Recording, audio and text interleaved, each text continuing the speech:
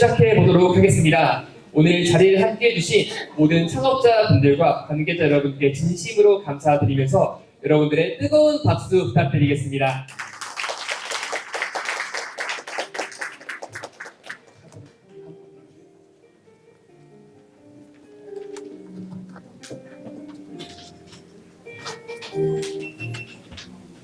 네, 오늘 2025 순천 창업 페스티벌은요, 총 3부로 구성되어 있습니다. 1부 원샷에서는요, 순천에 필요한 로컬 특화 강연이 준비되어 있고요. 2부 원스톱에서는 AI를 활용한 선정되는 사업계에서 작성이 준비되어 있습니다. 마지막 3부 원핏에서는요, 당장의 고민을 해결하는 멘토링이 준비되어 있습니다. 자, 첫 번째 순서로 우리 순천에 필요한 로컬 특화 강연을 진행해 보도록 하겠습니다. 네, 첫 번째 강연자로는요, 소상공인 디지털 전환이라는 주제로 우리 미담상의 홍주영 대표님을 모셔보겠습니다. 여러분들의 뜨거운 박수 부탁드리겠습니다.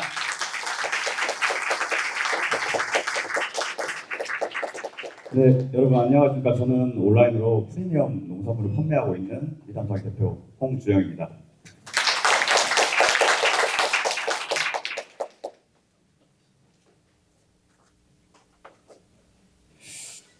네, 사실 여기 이렇게 초청받아서 강연을 하게 됐는데요.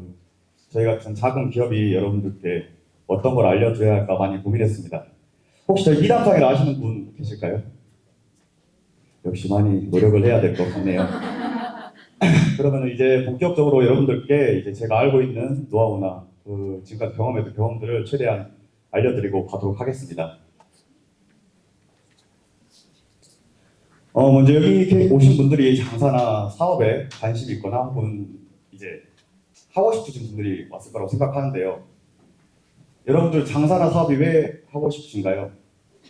돈 벌려고요. 맞습니다. 저도 돈 때문에 이제 장사를 시작하게 됐는데 사실 이게 장사라는 게 장사나 사업이 무언가를 판매하는 행위라고 저는 생각하고 있거든요.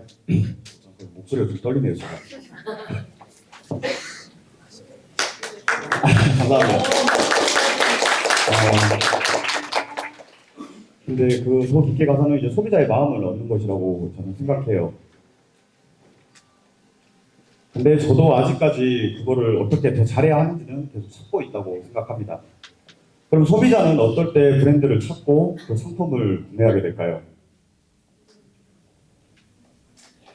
네, 저는 이제 사실 대학을 졸업하자마자 창업을 했는데 과일을 정말 좋아했던 것 같아요. 어렸을 때부터. 그래서 제가 바로 잘하는 걸 팔아보자. 먹는 것을 좋아하니까 맛보는 데 일가견이 있다 생각하고 과일 창업을 준비해보기 시작했어요. 그래서 무작정 졸업을 하자마자 구인구직 사이트에 들어가 도매법인, 농산물 도매법인, 여러분들이 아시는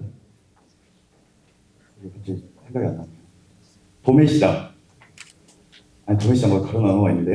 기억이 안 나네. 그걸 찾아서 구인구직 사이트에서 취직을 하기 죄송합니다 여러분. 저러버리는데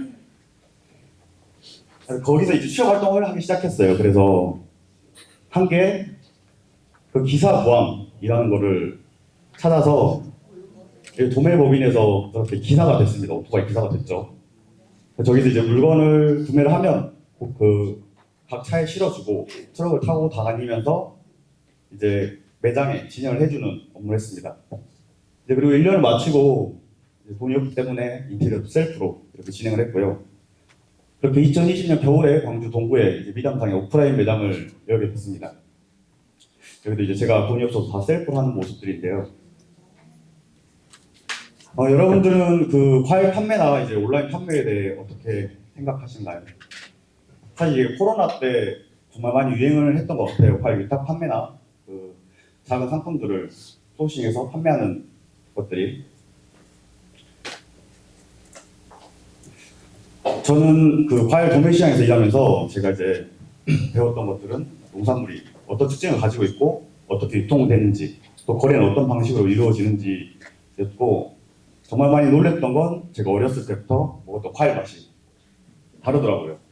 제가 지금까지 먹었던 건 과일이 아니구나. 그럼 내가 하려는 건 이 가장 맛있는 과일만 고객들에게 팔아야겠다.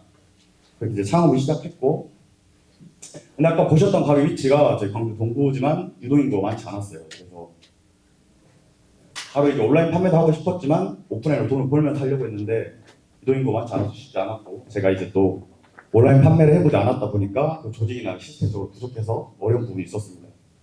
근데 제가 아까 보셨다시피 2020년에 그 가게 오픈했는데 2020년 1월, 2월쯤이었을 거예요.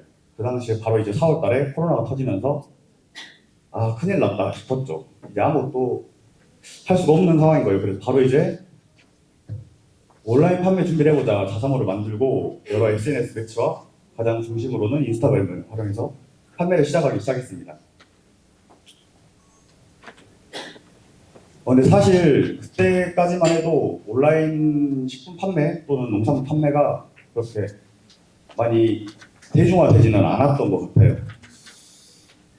그때 시장이 많이 작았다고 생각하는데 제가 그 지표를 보니까 온라인 식품 시장이 코로나 이전 2019년 17조에서 코로나 이후 46% 정도 급등하면서 25조, 현재는 38조 정도를 바라보고 있다고 합니다. 저도 그렇게 창업을 하면서 창업을 하는 처음에 과정에서 한 건, 두 건 정도 택배를 붙이는데 택배 계약이 안 되다 보니까 제가 이제 수레를 끌고 다니면서 직접 수기로 고객님께 성함, 그 연락처, 주소를 적어가면서 한 건, 두 건씩 우체국에 붙였던 것 같아요.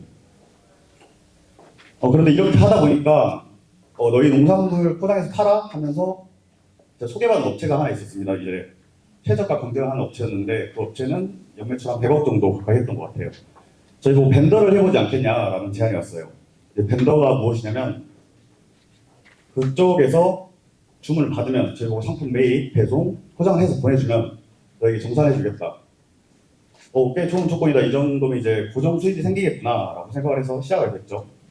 그래서 직원을 구하고 택배 계약을 하고 이렇게 하고 있었는데 정말 힘든 거예요. 그분들은 경쟁하는 곳이 온라인이고 전국을 상대로 하다 보니까 가격이 최저가였는데 저희가 조금이라도 잘못 사게 되면 무조건 손해를 보더라고요.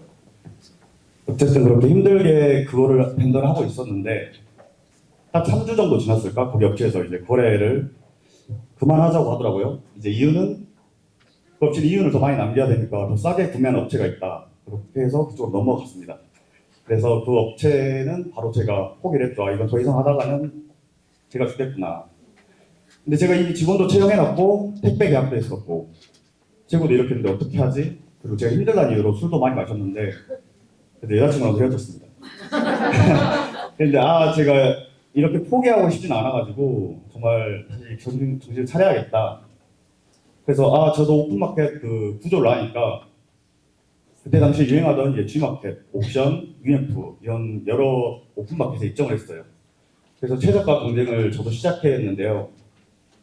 코로나다 보니까 뭔가 특별한 행위를 하지 않아도 바로 매출 발생됐고 주문이 한 건, 두 건 들어오기 시작하더라고요. 그렇게 조금 지났을까? 이제 고객에 이제 문제가 하나씩 나오더라고요. CS가 나왔는데 이제 맛이 없다. 저희가 아무리 온전한 상품을 보냈지만 배송 중에 파손이 되거나 고객 입맛에 맞지 않거나 처음에 제가 좀 성향이 착해서 다 해드렸습니다. 상품 다 해주고 교환 다 해주고 그랬는데 이걸 나중에 계산을 해보니까 저희는 상품 하나 팔 때 500원, 2,000원 정도 만화에 2,000원 정도가 남았는데 고객님께 뭐 만원, 2만원짜리 상품을 한 번에 교환해줘 버리니까 한 개를 처리해 주는데 10개를 판매해야 금전이 처지는 상황이 와버린 거예요. 그럼 아주 안 좋겠죠? 그래서 이제 그때 저희 이제 정책을 좀 바꿨죠. 얘들아, 이 CS를 잘해주지 말아라. 최대한 안 해주고 따져가면서 고객을 더 불편하게 만들었죠. 그랬더니 이제 리뷰는 조차 안 해주고 고객들은 줄어들고 이렇게 미담상해라는 곳이 오픈마켓에서 많이 병들어가기 시작했던 것 같습니다. 그래서 이건 아니다. 다시 우리가 하려던 걸 하자. 그래서 10개에 가까운 그 오픈마켓을 전부 철수했고요. 저희가 다시 자사몰에 집중하기 시작했습니다. 이제 모든 건 고객 중심으로 하고 상품, 배송, CS 무조건 고객 입장에서 그분들의 입맛과 마음에 맞게 하자고 바꿨습니다. 아직도 그때 2021년도, 2022년도에도 이제 온라인 쇼핑, 농산물 혹시나 식품 같은 경우는 홈쇼핑에 대한 그런 홈쇼핑 같은 느낌이 강했던 것 같아요. 사람 이제 고객님들께서 저렴한 가격으로 좋은 상품을 구매할 수 있다는 인식이 좀 강했던 것 같은데 그래서 저희처럼 가장 비싼 농산물을 팔기에는 조금 버거움이 있었던 것 같습니다. 그 와중에 저는 우리 사이트가 이쁘지 않아서 우리 패키지가 이쁘지 않아서 우리 디자인들이 이쁘지 않아서 라는 것 때문에 리뉴얼을 한 3-4번 정도 했던 것 같아요. 로고를 바꾸고 색깔을 바꾸고 이름을 바꿔보면서 그렇게 했고 사실 그때 이제 인스타그램 상도 지금처럼 릴스, 쇼폼, 짧은 영상들이 유행하던 시기가 아니고 아시다시피 게시물이나 사진 위주였기 때문에 그것만으로 고객을 설득하기가 참 힘들었던 시기였던 것 같습니다. 일단 그렇게 해도 이제 버텨보려고 그때 당시 이제 코로나의 최대 저희 수혜 기업 아주 잘하는 기업 배달의 민족에서도 입점을 했습니다. 뭐든 해야 되니까.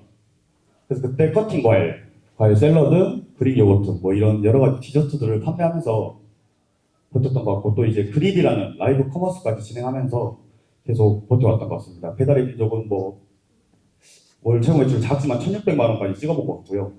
라이브 커머스도 200만 원까지 열심히 해가지고 찍어본 것 같습니다. 근데 이거 두 가지는 오래 하진 않았고요. 그냥 그렇게 정말 꾸역꾸역 코로나 시기를 버텼던 것 같아요. 그렇게 하다 보니까 이제 또 퍼포먼스 마케팅 저희가 하는 곳이 SNS, 페이스북, 인스타그램 위주다 보니까 퍼포먼스 마케팅을 알게 됐습니다. 이게 이제 페이스북과 인스타그램 이용자들 대상으로 타겟 광고를 진행하는 건데요. 처음에는 이것도 메커니즘을 모르니까 너무 힘들었던 것 같아요. 그래서 호공에 광고비만 많이 날렸던 것 같은데 이것도 계속 시도를 했죠. 그랬더니 이제 고객들이 저희 광고를 봐주고 사이트 유입이 되면서 1명, 2명 늘어나기 시작하더니 리뷰가 생기고 그렇게 좋은 로아스를 유지하면서 매출이 크게 성장을 했던 것 같아요. 그래서 너 어떻게 팔았는데 도대체 미담상인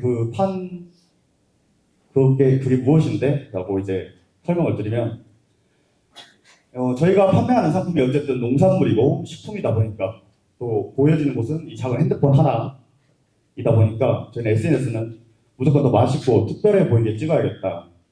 또 영상의 색감, 질감, 감성 거기에 무조건적인 초점을 뒀던 것 같습니다.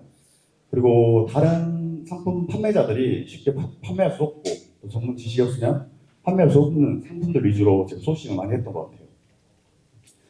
그러다 보니까 이제 고객님들께서 저게 저렇게 희귀한 게 있네?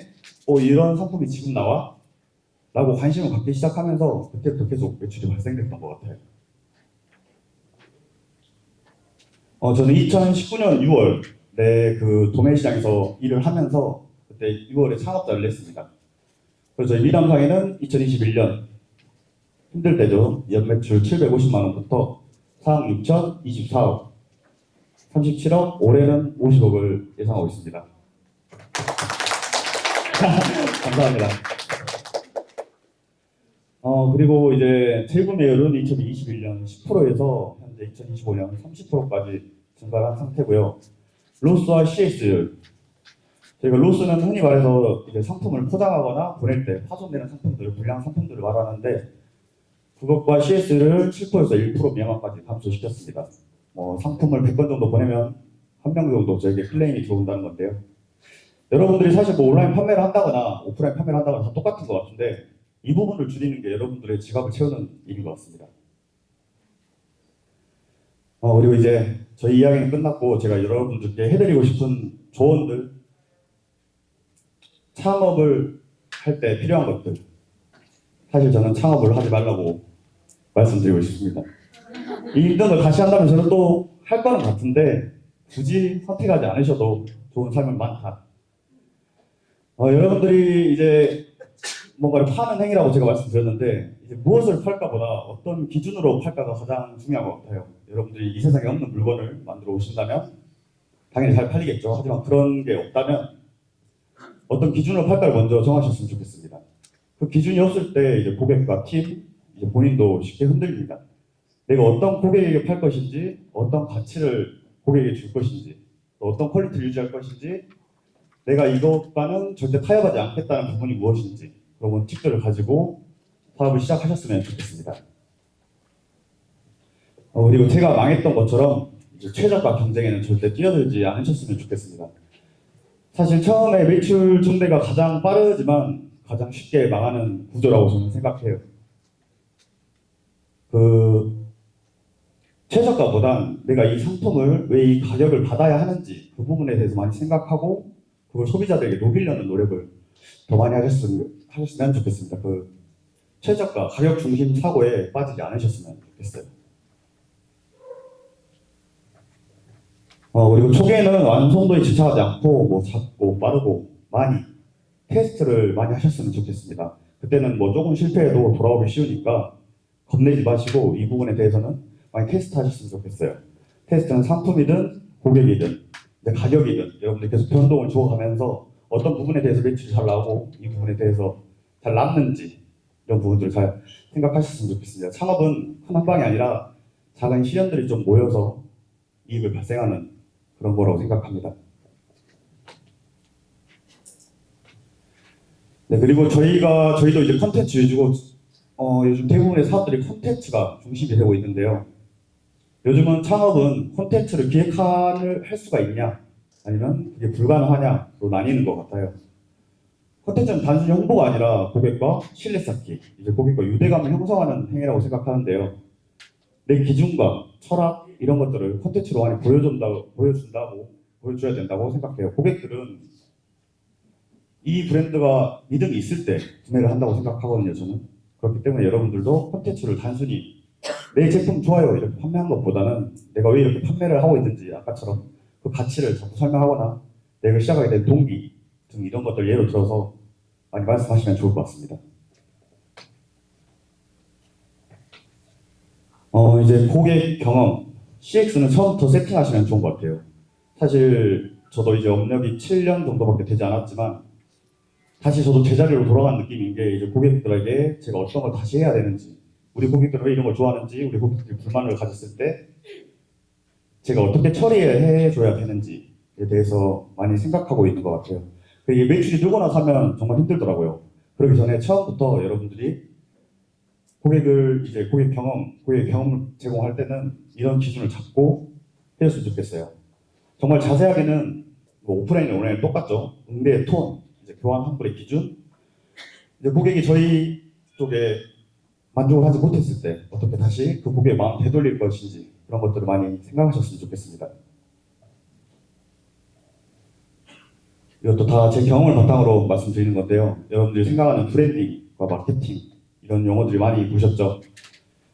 브랜딩은 여러분들이 생각하는 단순히 로고, 이름, 패키지, 색감 뭐 이런 것들이 저는 아니라고 생각해요. 저도 이런 것들 깨닫기까지 오래 걸렸는데 그 끈기 있게 쌓은 선택의 흔적이라고 했습니다. 저는 이제 고객과 우리는 어떤 고객을 상대할 것인지 그리고 품질은 어떤 품질로 나갈 것인지 우리 어떤 콘텐츠를 할 것인지 아까 계속 자꾸 말씀드린 것처럼 우리의 가치의 선택의 기준은 무엇인지 이런 것들이 브랜딩이라고 생각합니다. 단순히 저희처럼 색감, 로고, 모양 이런 것들을 자꾸 바꾸시는 것들은 안 하셔도 될 것 같아요.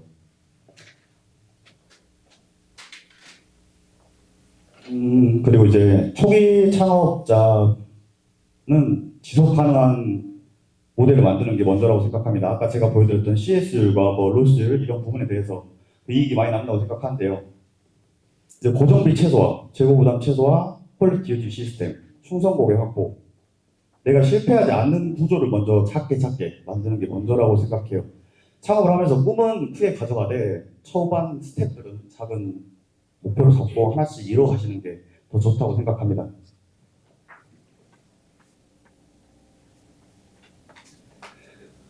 이제 이거 마지막으로 창업의 본질은 내가 어떤 사람을 쌓여가냐 라는 것 같은데요. 제가 어떤 사람이기 전에 저희 브랜드가 저와 같은 사람이라고 생각을 하셨으면 좋겠어요. 내가 어떤 생각을 가지는지에 따라서 그 브랜드는 저와 같이 움직인다고 생각합니다.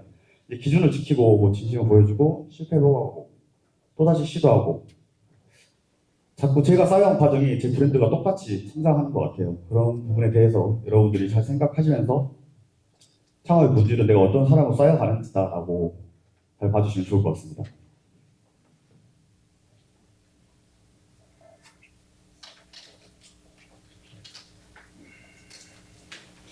이제는 뭐 저희 미장성에는 이제 간단한 계획을 말씀드리면 지루하시겠지만 너희 이제 뭐 할래? 이러면서 50억 찍었는데 사실 제가 프리미엄 농산물 판매하면서 한계점이 많은 것 같아요. 저희 이제 타겟 고객층이 어떻게 보면 신기하게도 그렇게 비싸고 특이한 물건을 팔다 보니 저희 이제 지표를 보면 저희 가장 큰 고객층은 서울 강남구입니다. 2위는 이제 경기도 성남 쪽이고요.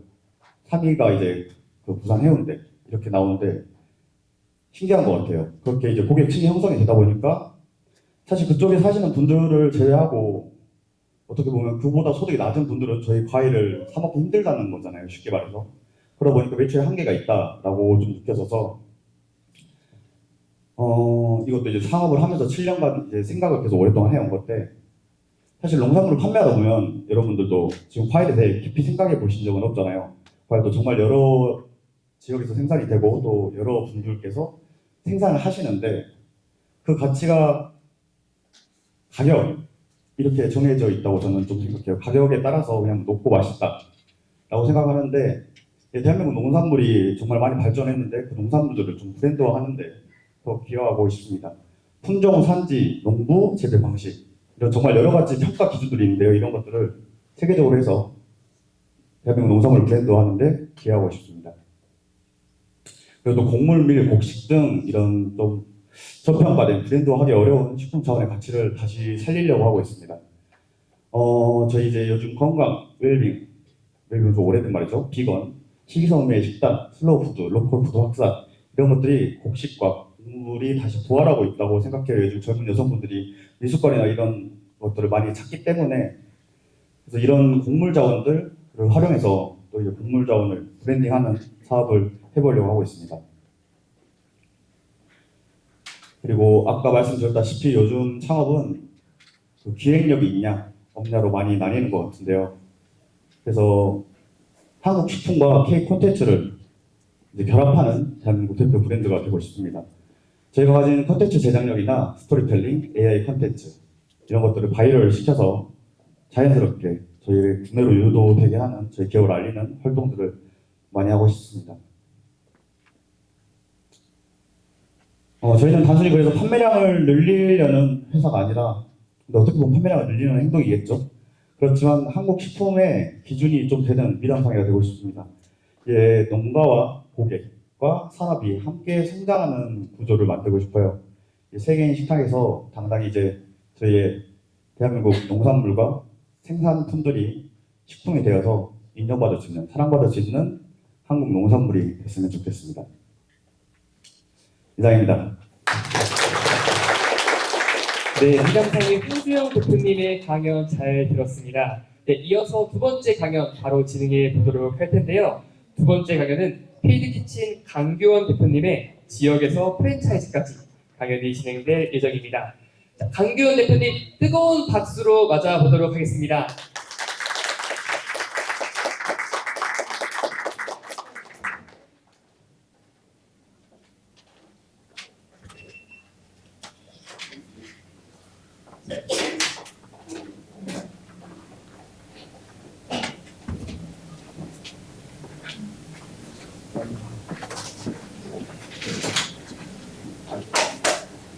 네, 잠시 대기실에서 저희 대표님들 이제 마이크도 주고받고 잠깐 준비하는 시간이 필요해서요.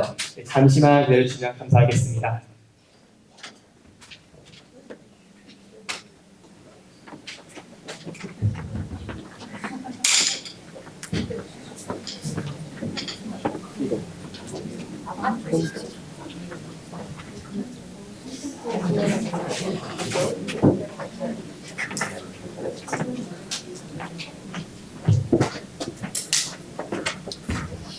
네, 다시 한번 모셔보도록 하겠습니다. 필드키친 강규현 대표님께 여러분 다시 한번 뜨거운 박수 부탁드리겠습니다. 네, 반갑습니다. 오늘 지금 제가 서울에서 급하게 왔는데 순천이 굉장히 날씨가 따뜻해서 오늘 따뜻한 얘기들을 많이 들어야겠다 이런 생각을 좀 했습니다. 자, 오늘 주제는 우리가 어쨌든 잘 돼야 되는데 사실은 폐업하는 매장들이 엄청 많단 말이에요. 그래서 먹고 살 문제를 일단 해결해야 되는데 우리가 뭐 대박은 모르겠지만 일단은 뭐 내가 장사를 하면서 먹고 살 문제는 해결해야 되는 거잖아요. 그래서 오늘 그런 것들에 대해서 한번 말씀을 드려보도록 하겠습니다. 제 소개를 간략하게 드리면 저도 이제 2015년도부터 군산에서 닭갈비집을 시작해서 현재는 프랜차이즈 가맹점이 85점 정도 운영하고 있습니다. 그리고 뭐 아시는 분들도 계실 수 있겠지만 유튜브로 자영업자분들한테 뭔가 도움이 될 만한 정보들, 뭐 마케팅 정보들을 나눠드리는 일도 하고 있습니다. 자, 2년 이내에 폐업률이 보통 우리 통계적으로 봤을 때 한 80%에 달한다고 합니다. 자, 근데 창업 교육을 받은 적 없는 분들, 그런 분들도 80% 정도가 된다고 해요. 이게 뭔가 좀 연상이 되죠? 아니, 우리가 지금 학창 시절에 그렇게 공부를 하면서 내 전 재산을 걸고 내 인생을 거는 베팅을 하는데 창업 교육도 받지 않고 매장을 그냥 아무 생각 없이 오픈을 한다는 거죠. 근데 그런 분들이 보통 폐업의 길로 가는 것 같다. 자, 이번 연도 상반기에만 폐업자가 100만 명을 넘어섰다고 합니다. 지금 경기 진짜 무지하게 안 좋죠. 네. 그래서 자, 다시 한번 우리가 대박은 모르겠고 일단은 성공을 하려면, 그러니까 망하지 않는 매장이 되려면 우리가 어떤 것부터 차근차근 알아가야 되나. 이런 말이 있잖아요. 네 자신을 알라. 메타인지죠. 메타인지. 그런 부분에 대해서 한번 오늘 얘기를 하려고 합니다. 자, 보시면 이게 제가 이제 한 10년간 그래도 여러 매장들을 다녀보면서 이 매장은 왜 망했지? 여기 분명히 맛있는데 망한 매장들이 있고 맛은 그냥 그럭저럭한데 이런 거 저런 거 밸런스가 맞으니까 3년 뒤에도 가도 아직 영업 중이고 이런 매장들 많이 있습니다. 그래서 저는 이 매장이라는 거를 하나의 유기적인 복합체다 이렇게 바라봐요. 그래서 첫 번째로는 맛, 서비스, 인테리어, 그다음에 상권, 홍보 요 5가지의 항목을 바라봐야 된다. 음식점 한다고 해서 맛만 있으면 되느냐? 아니죠. 지금 쌍팔년도도 아니고 지금 2025년도입니다. 그렇기 때문에 전체적인 밸런스를 다 맞고 그 전체적인 밸런스의 점수가 80점을 넘으면 3년 안에 일단 망하진 않더라. 라는 말씀을 드리고 싶어요. 우리가 뭐 예를 들면 자격증을 딴다고 했을 때 뭐 5가지의 과목이 있다고 해볼게요. 국어만 만점 맞고 뭐 수학, 뭐 영어 이런 것들은 뭐 한 20점, 10점이에요. 자격증 딸 수 있나요? 딸 수 있어요? 못 따죠. 그런 관점으로 우리가 매장도 한번 바라보자 라는 느낌입니다. 자, 첫 번째 맛입니다. 맛. 여러 가지의 요소가 있죠. 첫 번째로 음식의 모양이 뭐 먹음직스러운지, 이 재료가 신선한지, 뭐 눈으로 봤을 때 좀 상태 안 좋은데 뭐 이런 것들. 그리고 가장 중요한 거죠. 대중이 좋아할 맛인가. 우리가 매장을 오픈할 때 뭔가 나만의 생각으로 이건 내 입맛에 맞으니까 막 그냥 오픈을 하는 경우들이 있거든요. 특히나 뭐 어디 셰프 출신, 아니 그렇게 좋은 롯데 호텔 어디 셰프 출신인데 왜 망하냐는 거예요. 사실은 왜 망할까요? 그리고 뭐 예를 들면 제가 좀 이따 더 얘기할 건데 우리 뭐 흑백 요리사를 보든 뭐 하든 할 때 다 여기 내노라 할 셰프님들이 나오잖아요. 결국 그분들 사실 마케팅이 해결됐기 때문에 대박이 난 거지. 그 전에는 한 거기 나오신 50% 이상의 그 유명한 셰프님들이 사실은 다 폐업을 고려하고 있던 분들이에요, 사실. 자, 그래서 대중이 좋아할 만한 맛, 이게 굉장히 저는 장사의 관점으로 보면 중요하다. 그리고 메뉴의 가격, 우리 가성비라고 하죠. 그리고 그 가게만의 시그니처 메뉴. 이 시그니처 메뉴라는 거를 어렵게 생각할 필요가 없어요. 이 매장에 가면 그냥 먹는 거, 여기는 뭐 제육볶음이 맛있는 데야. 이런 게 시그니처 메뉴지 뭐 막 여기에다가 뭘 막 함박을 막 쌓아가지고 막 있어 보이게 만든다. 그런 게 시그니처 메뉴가 절대 아니다. 내 가게만의 맛. 여기는 국밥이 너무 맛있어. 이런 거죠. 김치가 너무 맛있어. 이런 게 시그니처가 될 수 있다는 거예요. 사실은. 그러니까 내 매장에서 팔고 있는 메인 메뉴가 뭔가 맛있는 게 정확하게 있어야 된다는 겁니다. 자, 그래서 우리가 다시 한번 정리를 하면 이 음식이라는 거는 오감으로 느낀다고 하죠. 오감으로 느끼는 거고, 그리고 두 번째, 대중성. 왜? 우리는 비즈니스 할 거잖아요. 돈 벌려고 장사하는 거 아니에요? 내 자아 실현을 하려고 장사하시는 분.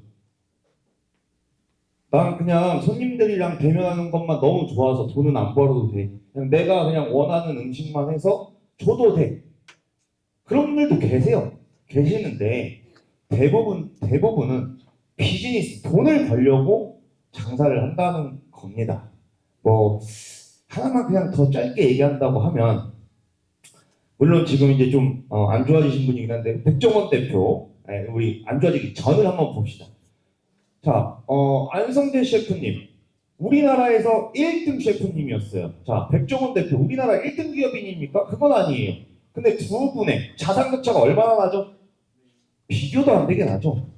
돈을 벌려면 비즈니스를 선택해야 된다. 자, 그래서 제가 이제 한번 그 예시로, 여기는 이제 서울에 있는 이 콩국수집입니다. 콩국수집. 근데 이 맛이라는 거는 굉장히 뭐랄까, 그 상권에 따라 다르고 그 지역에 따라 다르고 사람 입맛에 따라 너무나 다르죠. 여기가 이제 여의도에 있는 그 콩국수집인데, 콩국수가 15,000원이에요. 15,000원. 여기서 안 먹히겠죠, 잘. 네, 여기서는 증권가가 있는 곳이에요. 자, 무슨 말이냐? 그리고 여기에 이 내 콩국수가 15,000원인데 엄청나게 진합니다. 엄청 진해. 왜? 거기 증권가, 방송국 말 많이 하잖아요. 입이 말라. 진한 맛을 원해요. 그쪽 사람들은. 그게 그 상권에 맞는 맛이라는 거예요. 자, 거기는 돈이 좀 비싸도 상관없어. 퀄리티만 좋으면 돼요, 거기는. 이거를 우리가 상권에 맞는 맛이다, 이런 개념으로 바라봐 주시면 좋을 것 같습니다. 우리 어디 놀러 갔을 때, 여기 맛집이라고 하는데, 다른 지역 갔을 때라든지, 뭐 여기 우리 광주니까 뭐 부산을 가든 어디 맛집이라는데 내 입맛은 별로인데? 그런 적 많지 않으세요? 그 지역에서는 맛집인데 다 다를 수 있다는 거예요. 그래서 그 지역 사람들, 그 지역에 많이 있는 수요층이 원하는 맛, 농도, 이런 것들이 어느 정도냐, 굉장히 중요합니다. 제가 장사를 하면서도 제가 병마장에서도 뭐 푸드코트라든지 카페, 브런치 카페를 했었는데, 병마장 특징이 있습니다. 사람들이 막 소리 지르고 말을 많이 하니까 입이 말라요. 그래서 어떻게 했다? 염도를 좀 올렸다. 그러니까 맛있대. 이런 특징들을 이해하고 있어야 된다. 자, 여기는 이제 제가 운영하는 밥집입니다. 저는 이제 직장인, 오피스 상권만 딱 들어갑니다. 오피스 상권만. 그래서 그 직장인들이 좋아할 만한 가성비, 가격대, 그런 걸로만 딱 타겟층을 설정해서 하고 있는 브랜드다. 자, 그리고 이제 뭐 여러 가지 맛에 대한 얘기를 했지만, 탕후루집 해보신 분 계신가요? 생맥주 1,900원, 저가 맥주. 우리 작년부터 왔던 변천사죠. 자, 한우 지금 박살났죠? 자, 9,800원 한우 오픈하신 분 계시진 않겠죠? 여기 설마? 계신가요? 네, 다행히 없으시네요. 어쨌든 이런 유행성 아이템은 조심해야 됩니다. 제가 이 저가 한우도 이번 연도 초부터 조심해야 된다. 원가율 지금 이미 60%다.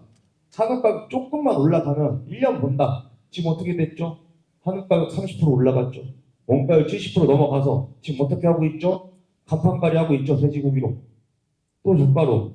그거에 낚이면 안 된다. 결국 많이 팔면 본사는 좋아요. 왜? 뒤에 육가공 회사로 어차피 가공비 벌고 있으니까. 근데 우리 장사하는 사장님들은 돈 못 벌잖아요. 네, 그래서 그런 것들, 유행성 아이템에 편입을 하시려고 한다고 하면 적어도 내 엑시트 계획, 내가 딱 6개월만 하고 팔고 빠진다, 이 정도의 머리를 쓸 수 있는 장사꾼이면은 뭐 제가 얘기할 건 없습니다만, 보통 그건 아닐 거기 때문에 조심하셔야 된다. 자, 두 번째 서비스입니다. 제가 오늘 시간이 좀 촉박해서 빠르게 좀 가겠습니다. 이해해 주세요. 자, 서비스, 위생, 그리고 직원이 서비스 친절한지, 음식이 적정한 시간에 제공되는지. 자, 예를 들면 우리가 직장인 상권이에요. 음식 나오는데 막 20분, 30분씩 걸려요. 갑니까, 거기? 직장인분들을 전혀 배려하지 않는 장사하는 곳이죠. 아니 직장인들이 1시간 금 같은 점심시간을 내가 밥 기다리는데 20분, 30분을 써야 된다고? 네, 안 갈 거예요. 그래서 제가 지금 계속 이 말씀드리는 내역들이 다 복합적인 거다라는 말씀을 드리는 거고. 자, 복장과 용복, 슬리퍼 질질 끌고 나가고 씻지도 않아, 머리도 안 감아, 그냥 모자만 쓰고 그냥 대충 가요. 손님이 봤을 때 그런 매장을 청결한 매장으로 볼까요? 처음에? 과연? 막 가게 앞에서 나와서 담배 피우고 있어요. 지나가는 여성분들이 보고 그 매장 갑니까? 절대 안 가겠죠. 여기 아마 반성해야 될 사람들 많이 계실 거라고 생각합니다. 자, 어쨌든 이런 것들을 우리가 사실은 알게 모르게 놓치고 있더라. 왜 내 매장에 손님이 안 오지? 다시 한번 돌이켜 봐야 된다. 메타인지. 자, 그리고 근무 인원 적절하게 있는지. 어느 날 한번 장사가 잘 됐어요. 근데 막 거기서 고기 태우고 있고 막 빵꾸 나가지고 뭐 하고 있고 막 이래요. 손님은 기다리고 막 고기 타고 있는데 한번 떠나간 손님이 다시 내 매장으로 재방문하려면 얼마나 걸릴까요? 한번 좀 마음에 안 들었어. 얼마나 걸릴까요? 다시 한번 오려면. 그 메뉴가 독보적인 게 아닌 이상 최소 6개월 걸립니다. 최소. 바로 옆에 있어도. 그런 것들이 굉장히 저는 중요하다라고 보는 겁니다. 그래서 사실 이 서비스의 점수 같은 경우는 사장님의 역량이 굉장히 또 중요한 영역입니다. 왜? 직원들이 이런 거를 다 맞춰주지는 못해요. 그래서 사장님이, 그래서 우리 이런 말 있잖아요. 사장이 없는 가게는 망한다. 네. 이런 거에서 티가 팍팍팍팍 나겠죠. 우리 사장님은 그런 것들을 신경 쓰면서 야, 담배를 필 거면 안 보이는 데 가서 펴줘라. 우리 그래도 출근할 때 슬리퍼는 좀 아니지 않냐? 적어도 모자를 쓰고 좀 깔끔한 유니폼을 입자. 막 여기에 막 쭉쭉쭉쭉 흐르는데 그거 보면서 손님이 밥 먹고 싶냐는 거예요. 네. 대기업들이 괜히 유니폼을 입히는 게 아니다. 자, 그래서 바로 이런 것들 개선이 가능할 거고, 이런 거. 만약에 여기서 뭐 본인이 오토 매장을 하고 있다. 있으신가요? 없지. 여기 다 장사 하시는 분들 계시지 않나요? 그렇죠? 아무튼 본인들이 지금 열심히 하시는 우리 회원님들이 계신 거고, 오토 매장을 할 거라고 하면 이 매뉴얼을 진짜로 빡빡하게 만드는 게 뭐냐? 혹시 여기 맥도날드라는 곳에서 알바를 한 번이라도 해보신 분? 알바도 자, 왜 이 말씀을 드리냐면 맥도날드 매뉴얼을 보면 기가 막힙니다. 기가 막혀요. 쓰레기통도 어떻게 쓰레기 봉지를 걸어야 되는지, 어떠한 우리 청소 도구들은 어디에 어떻게 비치를 해놔야 되는지, 그냥 초등학생이 와서 보고 이대로만 하게끔 만들어 줘야 된다는 거예요. 그래야 서로 의사소통에 문제가 없어요. 근데 대부분 매뉴얼 그냥 뭐 글로 대충 찍찍찍찍 작성해서 만들어 놨다라고 이제 정신승리를 하는데, 그러면 직원이랑 계속 불화가 생겨요. 내 말은 이거는 이렇게 해놓으라고 하는 거였는데 깔끔하게 정리해 놓는다가 도대체 어떤 기준이냐는 거예요. 기준. 이 사람은, 이 알바를 하러 온 사람은 나는 이게 깔끔해 보이는데 우리 사장님은 이건 깔끔한 게 아니야. 불화가 생기죠. 기준 하나씩. 심지어는 쓰레기통 봉투 가는 것까지 어떻게 놓는지, 음식 입고가 됐으면 어떤 식으로 바트에 소분을 해놔야 되는지, 이런 것들을 해주고 나서 오토 매장을 기획을 하든 우리가 매뉴얼이 잘 돼 있다고 생각을 하든 해야지. 그런 것도 안 해놓고 직원 탓만 하면 개선될 게 있나요? 없죠. 오늘 따뜻한 말 한다고 했는데 이렇게 너무 좀 따뜻하지 않고 좀 날카로운 말만 하는 것 같아서 죄송스럽습니다. 근데 어쨌든 좋은 말보다도 어쨌든 좀 냉정한 얘기들을 해드려야 다시 한번 우리가 한번 내가 다시 한번 생각해볼까, 발전이 있을 거라고 생각해서 이렇게 좀 어떻게 보면 강하게 얘기 드리는 거니까 이해해 주시면 좋겠습니다. 저희 나쁜 사람은 아니에요. 자, 그럼 지원 관리 어떻게 할 거야? 자, 우리 이런 꿀팁이 있습니다. 나라에서도 나름대로 좋은 일들을 굉장히 많이 해요. 어떤 일들을 할까? 자, 이 뭐 청년 내일 채용 공제도 있을 것이고, 청년 내일 채용 공제가 뭔지 아시는 분? 뭐죠? 누구한테? 이거는 직원한테 직원한테 주는 거예요. 직원한테. 나라에서 어떻게? 예를 들면 1,200만 원을 2년간 근속하면은 나라에서 돈을 줘요. 대신에 근로자가 20만 원, 기업에서 한 20만 원을 출자를 하고 나라에서 한 40만 원 이렇게 출자를 해서 2년간 근무한 직원한테 1,200만 원을 그냥 줍니다. 그냥. 자, 그럼 직원이 뭔가 명분이 생겼죠? 예를 들면 똑같은 매장이야. 동일한 위치에 있어요. 근데 여기는 청년 내일 채용 공제를 해준다고 하고 여기는 안 해줘. 2년 1,200만 원이면 한 달로 계산하면 얼마죠? 한 50만 원 되죠? 50만 원을 더 줘, 이 매장은. 어디 선택하실 거예요, 여러분들이? 직원이라면. 저라면 이거 해주는데 무조건 갈 것 같은데. 그렇죠? 자, 그리고 또 이 청년 뭐 일자리 도약장려금, 뭐 추가 고용장려금, 뭐 여러 가지 말로 매년 말이 바뀌는 거긴 한데 직원만 돈을 나라에서 주면 우리 사장님은 좀 억울하죠? 억울하잖아요. 나라에서 돈 줍니다. 1년에 얼마? 700만 원씩. 뭐 그 해 년보다 2년 동안 주는 경우도 있고 1년만 주는 경우도 있고 6개월 단위로 이 청년이 계속 근무를 했다면 해야겠죠. 자, 이것도 또 편법이 있습니다. 물론 이제 우리 5인 미만으로 해야 되는 이슈가 있기 때문에 근데 뭐 다들 아시다시피 이제 내년이 되면 5인 미만 사업장들도 다 똑같아집니다. 자, 그럼 우리 어떻게 하겠죠? 이건 5인 이상 사업장만 할 수 있습니다. 근데 자, 그러면 직원 5명 뽑으라는 거야? 아니죠. 고용보험 기준. 고용보험 기준 뭐죠? 알바. 알바 점심 나누고 저녁 나누고 주말 나누고 4인 5인 맞는 다음에 직원 한 명만 뽑으면 둘 다 혜택 이렇게 받을 수 있다. 그리고 핵심이 뭐죠? 2년 동안 얘가 장기 근속을 할 명분을 만들어 놓고 하는 거예요. 직원도 좋고 나도 직원 계속 그만 안 두니까 좋고. 자, 저는 이거 제가 직영정 한 5개까지 할 때 이 청년 추가 고용 장려금으로만 나라에서 받았던 돈이 1억 원 정도 됩니다. 1억 원 정도 꽁으로 받은 게 그냥.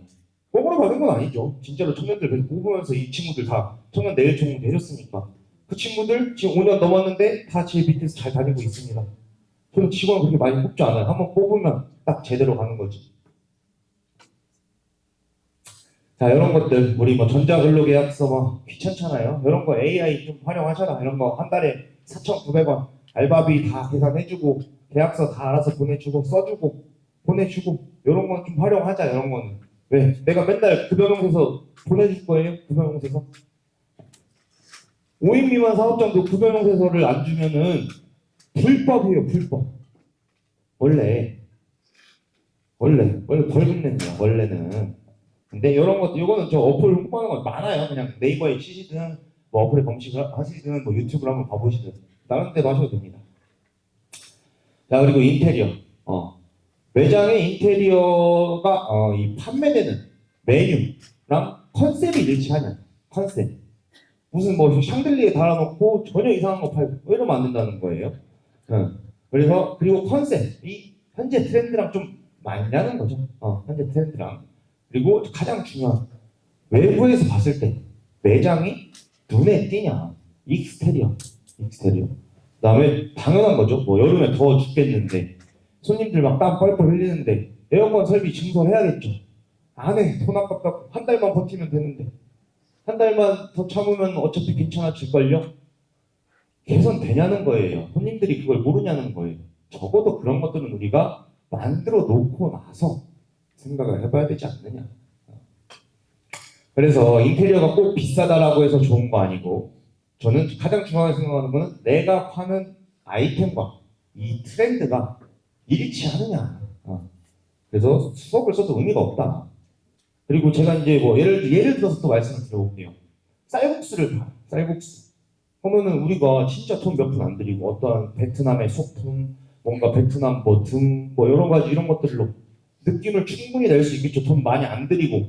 자, 더 나아가서 베트남 음악 소리가 매장에서 나. 그럼 손님의 입장에서 기억이 한 번이라도 더 날까요, 안 날까요? 컨셉까지 일치하는데. 자, 저희 매장, 저는 이제 제 익산 출신이 익산이거든요. 광주에서도 학교를 다녔었고, 그리고 어쨌든 저는 전주에 있는 뭔가 음식, 그리고 각 지방에 있는 음식들을 전라도화해서 우리 음식을 판다. 약간 이런 느낌인데, 저희는 한옥 인테리어예요. 병풍 있고, 심지어 노래, 그 가요를 가야금으로 치는 노래소리가 매장에서 나옵니다. 자, 익스테리어는 어떻게 더 있냐? 기와도 깔고 더한 거. 풍경을 달아가지고 지나갈 때마다 풍경 소리가 들려요. 자, 사람들이 지나가면서 뭔 소리지? 하고 한번 쳐다보죠. 땅 보고 가다가 핸드폰 보고 가다가 풍경 소리가 딸랑딸랑해요. 한 번이라도 안 쳐다볼까요? 그런 것까지 신경을 써줘야 된다는 거예요, 인테리어는. 이해하셨죠? 하나씩 또 예시를 보겠습니다. 네, 저희 하나 본점입니다. 자, 들어오기 전부터 그런 거 신동진 쌀, 우리는 신동진 쌀만 100% 씁니다. 고객들이 신동진 쌀을 알든 모르든 상관이 없어요. 그냥 그 스토리를 적어 놔줘야 된다는 거예요. 그쵸? 여기 풍경 보이시나요? 아무튼 이렇게 밖에 지나가는 사람들한테 우리 신메뉴 나왔습니다.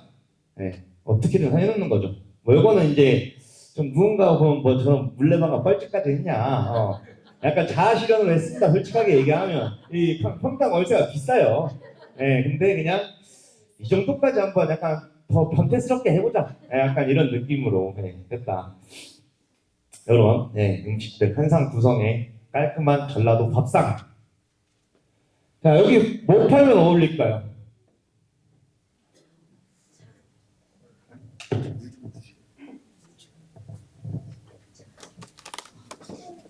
뭐 팔면 어울릴까요? 여기 매장. 여기 매장입니다. 매장. 나베. 한번 보겠습니다. 물 좀 한 잔만 먹겠습니다.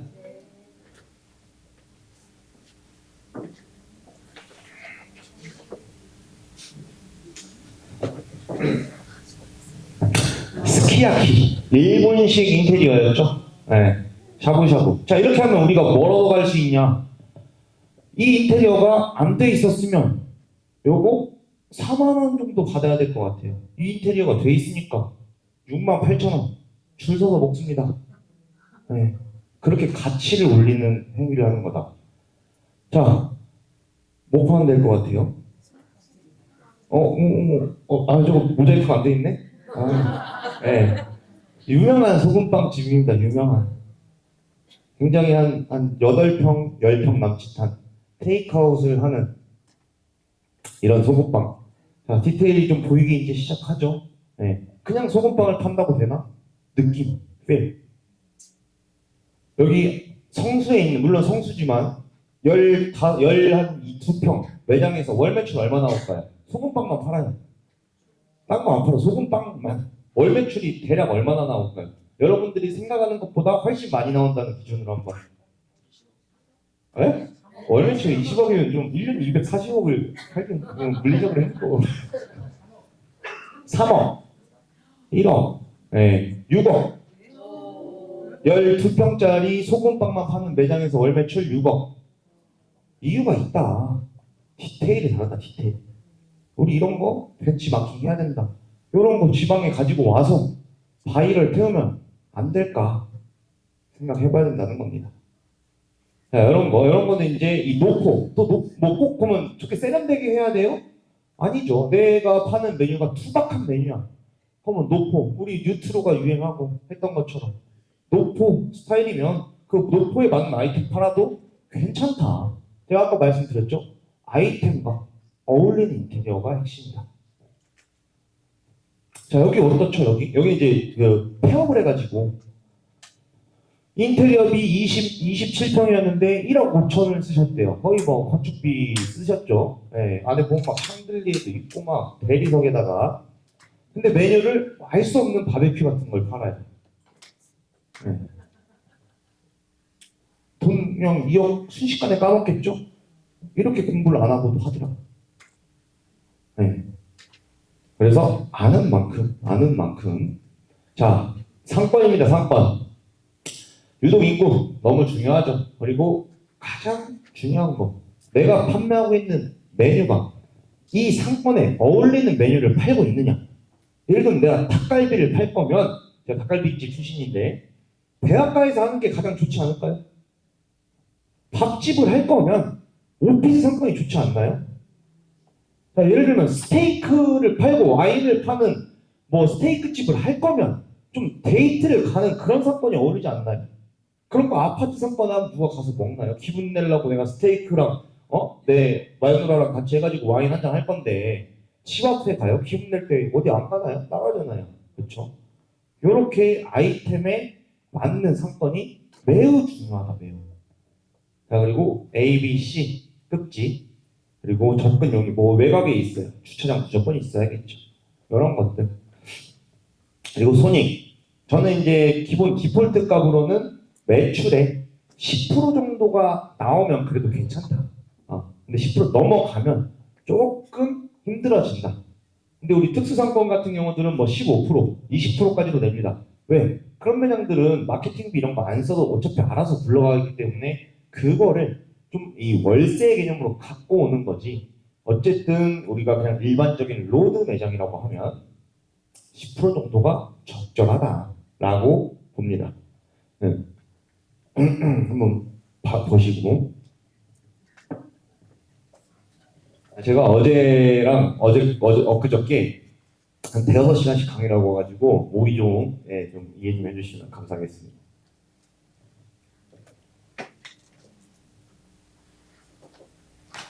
자, 이거는 이제 배달, 혹시 여기서 배달 아이템 하시는 분 계시나요? 배달 장사 하시는 분? 아무도 손을 이렇게 어떻게 네. 어쨌든 이 배달은 뭐 여러 가지 뭐 말도 많고 뭐가 중요하다인데 핵심만 배달은 그냥 반경 1.5km 안에서 다 끝내야 됩니다. 뭐 더 욕심내서 반경 2km까지 넘어가지 3km까지 먹고 싶어 다 필요 없습니다. 95%는 반경 1.5km에서 주문 다 들어와요. 네. 왜 중요하냐? 아니, 고객한테 우리 도착하는 시간 계산 안 하니까 배달을 시키는 고객은 내 매장의 음식을 주문한 시간은 생각하지 않아요. 어플을 킨 그 순간부터 주문을 했다고 착각을 하더라고요. 왜? 배가 고프고 아이스크림 시켜, 요화정 시켜 먹어야지. 이때부터 주문한 걸로 알아요. 본인은 여러 가지를 봤으면서. 네, 그래서 그런 것들이 굉장히 중요하고 혹시라도 뭐 배달을 해야겠다라고 하면 지금은 배달 플랫폼 수수료가 매우 높습니다. 무조건 객단가 25,000원 이상의 아이템으로만 배달 장사를 해야 그나마 괜찮아진다. 뭐가 아이템이 있을까요? 한식으로 하면 아구찜, 김치찜, 요런 족발, 보쌈 요런 것까지는 그래도 객단가가 높으면 건당 우리가 배달료니까 그게 많이 녹으니까 괜찮다. 자, 배달은 단순합니다. 사실 배달은 홀 매장에 비해서 굉장히 단순해요. 네, 노출 2배로 올려주고 노출 2배로 올리려면 어떻게 해야 되죠? 뭔가 홍보를 좀 마케팅을 좀 그러니까 돈을 좀 써서 노출을 해야겠죠. 자, 클릭 직관 저기하겠죠. 배달은 그냥 직관성. 여기 뭐 파는 데야 막 추상적으로 이름 지금 필요 없습니다. 그냥 직관성. 주문 가성비가 좋아야겠죠. 리뷰 이벤트 여러 가지 해야겠죠. 세트 메뉴 객단가 마찬가지입니다. 가성비가 좋아야 되고 그러면 매출이 발생하는 구조다. 무슨 말이냐? 각 영역을 2배씩만 건드려주면 원래 얼마죠? 원래 한 200만 원 팔던 매장 1,600만 원을 만드는 거 1도 아니다. 1도. 배달은 사실 난이도가 합니다. 그냥 홀 매장을 하시는 분들에 비하면 저도 배달 출신이고 홀도 하고 있지만 2022년도부터 홀로 나왔습니다. 원래 2019년부터 배달을 쭉 하다가 난이도가 차원이 다릅니다. 그래서 배달은 진짜 어떻게 보면 굉장히 저는 쉽다고 생각합니다. 저도 익산에 배달 매장 하고 있는데 직영점으로 지금 한 5년, 6년째 월 매출이 8천입니다. 익산. 그냥 8천이에요. 6년 내내. 그만큼 쉽다. 심지어 오토 매장이다 거기는. 자, 그리고 상권 아까 제가 말씀드린 거에서 좀 더 이어지는 건데 목적 상권 예를 들면 뭐 우리가 뭐 바베큐를 먹을 거야, 뭐 데이트를 할 거야, 뭐 그런 것들은 이제 좀 목적 상권에 들어가줘야 되는 거. 수요 상권, 뭐 덮밥이야, 오피스 맨날 그 사람들이 상주하고 있는 거, 항아리 상권이야, 뭐 이런 것들 우리가 고려해야 된다는 겁니다. 자, 그래서 이런 오프너 우리가 상권 조사를 할 때 오프너 알고 계시나요? 오프너 모르시나요? 아무도 몰라? 아무도. 이 오픈업을 들어가서 보면 다른 매장들 매출이 얼마가 나오는지 우리가 볼 수가 있어요. 공짜입니다. 공짜. 네, 공짜로 그냥 보시면 매출 따보면 돼요. 여기 얼마 나오지?